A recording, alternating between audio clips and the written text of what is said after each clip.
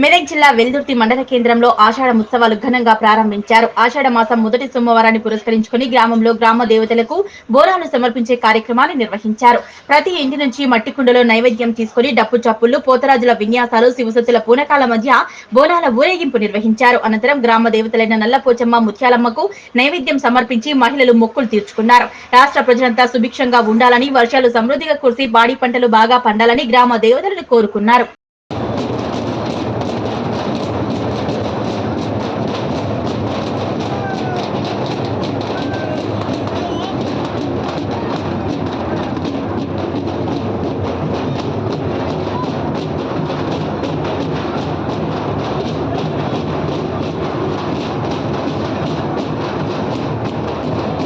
మాసంలో ఆనవాయితీగా వచ్చే బోనాల ఉత్సవాలలో భాగంగా మరియు ఎల్లమ్మ తల్లికి, ముత్యాలమ్మ తల్లికి, పోచమ్మ తల్లికి మరి ఘనంగా గౌడ కులస్తులు అందరూ సోదరిమణులందరూ ఒక మహత్తరమైనటువంటి ఈ కార్యక్రమంలో పాల్గొని మరి బోనాలు ఇంటింటికి బోనాలు తీయడం జరుగుతుంది.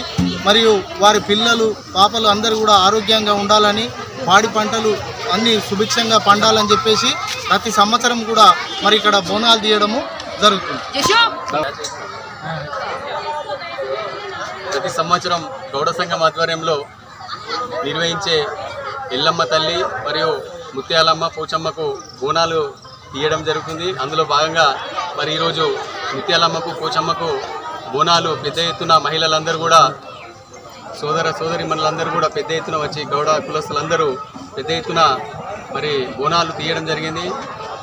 దీని ముఖ్య ఉద్దేశం ఏంటంటే ప్రతి ఏటా కూడా ఎక్కడ ఉన్న అందరు బంధువులు కూడా ఒక దగ్గరనే గుమిగూడి తమ కష్ట సుఖాలను పంచుకుంటూ మరి